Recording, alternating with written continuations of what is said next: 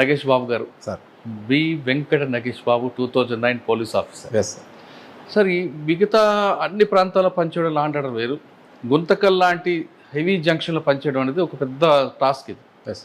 ఎందుకంటే మీకు చెప్తాను ఇందాక అనుకున్నట్లుగా అన్ని రాష్ట్రాలు వస్తుంటాయి, క్రిమినల్స్ వస్తుంటారు, దాదాపు 90 ట్రైన్లు అంటే లక్షల మంది రోజు వెళ్తుంటారు వస్తుంటారు. ఇక్కడ క్రైమ్ నేచర్ ఏ విధంగా ఉంటుంది, ఇక్కడ అఫెండర్లు రకరకాల అఫెండర్లు చూస్తుంటారు, మిగతా వాళ్ళు వేరు, ఇక్కడ ఇంటర్ స్టేట్ గ్యాంగ్ ఉంటుంది, అదర్ స్టేట్ గ్యాంగ్ ఉంటుంది, రెండు మిక్స్డ్ గ్యాంగ్ ఉంటాయి. అన్నిటికన్నా ఇంపార్టెంట్ వీళ్ళు ఒక ట్రైన్ పాస్ అవుతున్నప్పుడు ఆ ట్రైన్ ఆపడానికి ఒక ట్రాక్కి మధ్యలో గ్యాప్లో కాయిన్ పెడతారని తెలుస్తుంది.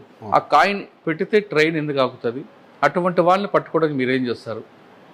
పక్క రాష్ట్రాలకు వెళ్తున్నప్పుడు అక్కడ ఎదురైన టాస్క్కి ఛాలెంజ్ ఏంటి? ఈ ప్రశ్నకు సమాధానం చెప్పే ముందు బి వెంకట నగేష్ బాబు గారు బై ఛాన్సా బై చాయిస్ యూనిఫామ్ వేసుకోవడానికి? బై చాయిసే సార్. ఆ చాయిస్తో పాటు మీ కుటుంబ నేపథ్యం అసలు చెప్పండి. Yes sir. మా కుటుంబ నేపథ్యము మా ఫాదర్ అండ్ మదర్ ఇద్దరు కూడా కర్నూలులో నివాసులే. వాళ్ళకి 4 పిల్లలు, అందులో మా సిస్టర్ ఎల్డర్ మాకు అందరికంటే. తర్వాత 3 బ్రదర్స్ ఉన్నాం మేము. మా 3 బ్రదర్స్లో మా ఎల్డర్ బ్రదర్ వచ్చేసి ఇప్పుడు పోలీస్ డిపార్ట్మెంట్లో కానిస్టేబుల్గా పనిచేస్తున్నాడు. అవునా? ఎస్. ఎక్కడ? తెలంగాణలో పనిచేస్తాడు. ఏం పేరు? వెంకట నాగరాజు. వెంకట్ నాగరాజు కానిస్టేబుల్గా పనిచేస్తున్నాడు. తెలంగాణ ఎక్కడ? తెలంగాణ సిపిఎల్స్లో పనిచేస్తాడు, సిటీ పోలీస్ లైన్లో పనిచేస్తున్నాడు. పోలీస్ ఫ్యామిలీ మీరు? మా అన్న ఫస్ట్ పోలీస్ డిపార్ట్మెంట్లో రావడం జరిగింది. నెక్స్ట్ నేను అప్పుడు బీఎస్సీ బీఈడీ కంప్లీట్ చేశాను. చేసిన తర్వాత నెక్స్ట్ వెంటనే ఎస్ఐ జాబ్స్ ఇవన్నీ పడడం వల్ల మా అన్న ప్రోత్సాహంతో ఈ డిపార్ట్మెంట్లోకి. నాన్నగారు డ్రైవర్గా ఉన్నారు అండ్ రియల్ ఎస్టేట్ బిజినెస్ చేస్తారు. ఎక్కడ? కర్నూలు. కర్నూలు టౌన్. అంటే పోలీస్ చాయిస్ ఎందుకు తీసుకున్నారు మీరు? బీఈడీ అంటే టీచర్ అవ్వకుండా? Sir absolutely. అంటే చాయిస్లో సర్వీస్ ఓరియంటెడ్ ఒకటి సార్, రెండోది జాబ్ ఆపర్చునిటీస్లో ఫ్రెష్గా నోటిఫికేషన్స్ రావడం ఇవన్నీ కూడా అప్పటికప్పుడు ఇంకా అలా వచ్చింది. ప్లస్ రెండోది మంచి అవకాశం ఉంటుంది. ఆల్రెడీ మా అన్న సర్వీస్ చేస్తున్నాడు, గ్రేహౌన్స్లో పనిచేస్తాడు. మేజర్ ఇన్సిడెంట్ బలిమెల ఇన్సిడెంట్ ఒకటి దాంట్లో జస్ట్ అంటే పోవాల్సిన వ్యక్తి పోకుండా పోవడము, అక్కడ గ్రేహౌన్స్లో వాళ్ళు పడే కష్టాలు అవన్నీ చెప్తా ఉంటే కొద్దిగా మోటివేట్ అయ్యాం సార్. 2010లో ఆయన బలిమెల ఇన్సిడెంట్ ఉన్నారా? లేదు సార్. అంటే ఇంకో బ్యాచ్ ఉంది, బిహైండ్ బ్యాచ్లో ఉన్నాడు అనమాట. ఓకే. అప్పుడు అవన్నీ చెప్తా ఉంటే కొద్దిగా అనిపించింది ఛాలెంజింగ్ టాస్క్ ఇవన్నీ కూడా. అంటే మీ అన్నయ్య మీకు role model? Yes, he's my role model sir. He's my role model and he's my mentor, best mentor. అంతే. Okay sir. డిపార్ట్మెంట్కి వచ్చారు. ఎస్. 2009. ఎస్. రైట్. ట్రైనింగ్ అయిన తర్వాత ఫస్ట్ పోస్టింగ్ ఎక్కడండి? పుట్టపర్తి అర్బన్లో ఇచ్చారు సార్ నాకు పిఎస్ఐగా. అప్పుడు షానవాజ్ కాసిం సార్ ఎస్పీ గారు ఉన్నారు. సార్ దగ్గర రిపోర్ట్ చేశాను మేము. మాకు పుట్టపర్తి అర్బన్ స్వామి సన్నిధులు ఇచ్చారు. అక్కడ మేము 6 months చేశాను అక్కడ పిఎస్ఐగా. తర్వాత వెంటనే పుట్టపర్తి రూరల్ పక్కనే మాకు ఎస్హెచ్ఓ పోస్ట్ ఇచ్చారు నాకు ఇక్కడ. నేను అక్కడ 2.5 years పనిచేస్తాను ఇక్కడ. సార్ 2.5 సంవత్సరాల్లో పుట్టపర్తిలో మెయిన్ ఛాలెంజ్ ఏంటండి? అక్కడ బాబా గారు, అక్కడ దేశ విదేశాల భక్తులు వస్తుంటారు. చిన్న ఇన్సిడెంట్ జరిగిందంటే దేశం మొత్తం, ప్రపంచం మొత్తం కూడా బ్యాడ్ నేమ్ వస్తుంది. అంత ప్రశాంత వాతావరణంలో భక్తులకు ఇబ్బందులు కలగకుండా, లా అండ్ ఆర్డర్ ఇష్యూ జరగకుండా, క్రైమ్ జరగకుండా మీరు ఏం చేశారు? మీకు మెయిన్ ఛాలెంజ్ ఎక్కడేమి వచ్చింది? సో ఛాలెంజింగ్ కేసు పుట్టపర్తిలో మెయిన్ ఛాలెంజింగ్ వచ్చేసి పీస్ మెయింటైన్ చేయడము and security of the international tour ఎవరైతే పిల్గ్రిమ్స్ ఉన్నారో వాళ్ళకి సెక్యూరిటీ ఇవ్వడము. అక్కడ మేము పనిచేసిన పీరియడ్లో పెద్దగా ఏం రాలేదు సార్. అంత లా అండ్ ఆర్డర్ ప్రాబ్లం ఏది లేదా సేఫ్టీ ఇష్యూస్ ఏం రాలేదు. పుట్టపర్తి రూరల్లో పనిచేసేటప్పుడు మాత్రం రూరల్ లిమిట్స్ ఐడియాలజీ అంతా డిఫరెంట్గా ఉంది వెన్ కంపేర్ టు అర్బన్. అక్కడంతా గతంలో మావోయిజం అవంతా ఉన్న ఏరియాలు అవన్నీ కూడా. అలాంటి సిచ్యువేషన్స్ కూడా బాగా టఫ్గా చేయాల్సి వచ్చింది. అయితే ఉన్నాయి సార్ అక్కడ కూడా కొన్ని క్లాసిక్ కేసెస్ ఉన్నాయి మేము డిటెక్ట్ చేసింది. మేము ఇన్స్పెక్టర్ సార్కి మేము బాగా సపోర్ట్గా ఉండేవాళ్ళం. వాళ్ళ మర్డర్ కేసు ఇన్వెస్టిగేషన్లో కొద్దిగా ఇన్వెస్టిగేషన్ అంటే కొద్దిగా ఇంట్రెస్ట్ ఉండింది. ఆ రకంగా అసలు ఎక్కువగా రియల్ ఎస్టేట్ వివాదాలు ఎక్కువ కదండి? అవును సార్. అక్కడంతా ఉంటుంది సార్ రియల్ ఎస్టేట్ వివాదాలు, కాంట్రాక్టర్స్, అక్కడ స్వామి వాళ్ళంతా ఉంటారు సార్. అక్కడ ఉన్నారు. మీరు వెళ్ళేసారు, స్వామి ఉన్నారు కదా? లేదు సార్, అప్పటికే డిమైజ్ అవుతారు. అప్పటికే అయిపోయారు. కానీ ఆ స్వామి కోసం చాలా మంది వస్తుంటారు కదండి డివోటీస్ అండి? అవును, వస్తున్నారు. మీకు నవంబర్ 22, 23లో ఆ బందోబస్తు ఎలాగుంటుందండి? హెవీ బందోబస్తు సార్ అది. ఎందుకంటే రకరకాలుగా ఎక్కడెక్కడి నుంచో వస్తుంటారు అండ్ మోర్ విఐపీస్ ఎక్కువ మూమెంట్ ఉంటుంది ఆ టైంలో. ఈవెన్ ప్రెసిడెంట్ ఆఫ్ ఇండియా కూడా వచ్చారు ఆ టైంలో. సో కొద్దిగా హెవీ బందోబస్తు, చాలా హెవీ బందోబస్తు ఉంది సార్. అక్కడ మీరు టాస్క్ ఎలాగుంటుందండి సార్? అదే సార్, టాస్క్ అంతా అక్కడ ప్రొటెక్షనే sir. Only security and law and order problem కాకుండా చూసుకోవాలి అంతే.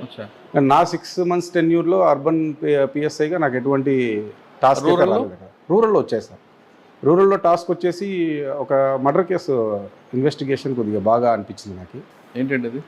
సార్, ఒక హస్బెండ్ని ఒక సొంత వైఫే కాంట్రాక్ట్ మర్డర్ చేపించింది. ఎందుకో?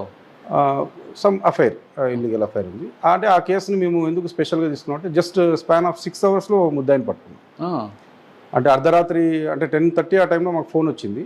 మేము సీన్కి రీచ్ చేసరికి 11:30 అయింది. ఆ 11:30 నుంచి మార్నింగ్ 6 లోపు ఆ కేసుని మేము ఛేదించేస్తాము. అంటే మీకు లీడ్ ఎక్కడ వచ్చింది? లీడ్ ఎక్కడ వచ్చిందంటే ఎక్కడైతే ఆ వైఫ్ డెడ్ బాడీ దగ్గర ఏడ్చే క్రమం కొద్దిగా డిఫరెంట్గా అనిపించింది. అండ్ మోర్ ఓవర్ ఇన్పుట్స్ అప్పుడే విలేజ్లో డిఫరెంట్గా వస్తూ ఉంటాయి. ఎవరు చేయించుండొచ్చు అనేది ఫస్ట్ పేరు ఆమెదే ఎక్కువ రివీల్ అయిందనమాట. ఈమె ఇక్కడ ఉంది, మరి డెడ్ బాడీ దగ్గర ఏడ్చే విధానం కొద్దిగా డిఫరెంట్గా అనిపిస్తూ ఉంది అనేది కొద్దిగా మేము ఆమెను అక్కడే సీన్లో ఉండి స్ట్రెస్ చేసాము. అండ్ మోర్ ఓవర్ డాగ్స్ వస్తాయి, మీ పని అయిపోతుందని కొంచెం చెప్పడం వల్ల ఆమె ఫంక్ అయిపోయి చెప్పేసింది విషయము. కానీ కాంట్రాక్ట్ మర్డర్ ఎక్కడ చేయించింది, ధర్మవరం రూరల్లో గొట్లూరు అనే విలేజ్ ఉంటుంది. ఆ విలేజ్లో ఉన్న వ్యక్తులకి కాంట్రాక్ట్ ఇచ్చినారు.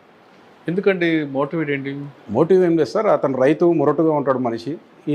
ఆయన ఏజ్కి ఈమె ఏజ్కి దాదాపు 20 years డిఫరెన్స్ ఉంది.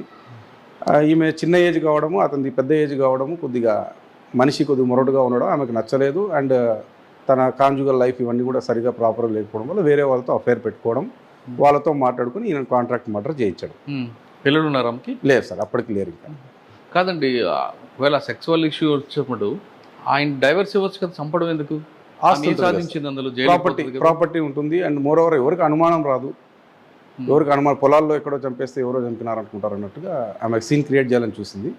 కానీ అది సక్సెస్ కాదు. కానీ జైలుకి పోయి ఉంటుంది కదా? 100% జైలు పోయారు, అందరిని పంపించారు. కన్విక్షన్ వచ్చిందా? లేదు, దాంట్లో కన్విక్షన్ అంటే ఇంకా కాంజుగల్ మ్యారిటల్ లైఫ్స్. ఓకే, తర్వాత ఎక్కడికి వచ్చారండి సార్? నెక్స్ట్ పుట్టపర్తి రూరల్ తర్వాత నేను నేరు ఎస్బీలో పనిచేస్తాను, అనంతపూర్ డిస్ట్రిక్ట్ ఎస్బీలో. 2014 ఎలక్షన్ సెల్లో నేను పనిచేశాను. సో ఎలక్షన్ సెల్ అంతా అప్పుడు డిఎస్పీ గంగయ్య సార్ దగ్గర వీళ్ళందరి దగ్గర పనిచేశాను. అప్పుడు మాకు సెంథిల్ కుమార్ సార్ ఐపీఎస్ గారు ఎస్పీగా ఉన్నారనమాట. సార్ దగ్గర పనిచేయడం జరిగింది. అది అలా జరిగిపోయింది సార్. 2014 అంతా అక్కడ అయిపోయింది. After election next posting Guntakal 1 టౌన్లో వచ్చింది. గుంతకల్ 1 టౌన్లో దగ్గర 3 years పనిచేస్తాను ఇక్కడ ఎస్హెచ్ఓగా. నేనే ఎస్ఐఏ ఎస్హెచ్ఓ అక్కడ. అక్కడ కొన్ని మంచి క్లాసిక్ కేసెస్ చెప్పండి. రిగార్డింగ్ సేమ్ కాంట్రాక్ట్ మర్డరే. సొంత బిడ్డ తల్లిని చంపించడం, అది ఉమెన్ మిస్సింగ్గా మళ్ళీ ఆమెనే వచ్చి కంప్లైంట్ ఇచ్చింది. స్టేషన్కి కంప్లైంట్ ఇవ్వడం, బిడ్డనే వచ్చి కంప్లైంట్ ఇస్తుంది మా అమ్మ కనిపించట్లేదని. తీరా ఆరా తీస్తే అమ్మని, సొంత తల్లిని కాంట్రాక్ట్ మర్డర్ చేసి చంపించడం, ఆ శవాన్ని ఇక్కడ గుమ్మనూరు పొలాల్లో పూడ్చడం.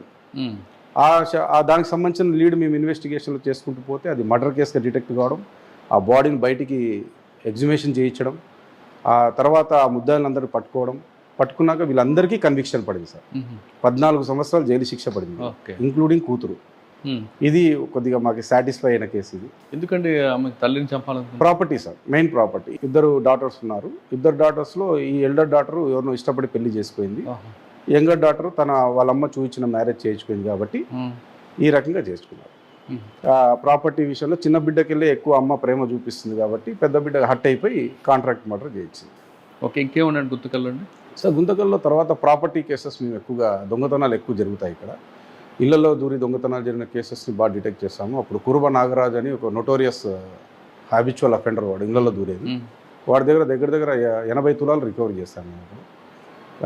తాడేపల్లిగూడెం దగ్గర ఆంధ్రాకి వెళ్ళి అక్కడ రికవరీ చేసుకొని వచ్చాను. సో ఇలాంటి కేసెస్ ఉన్నాయి సార్.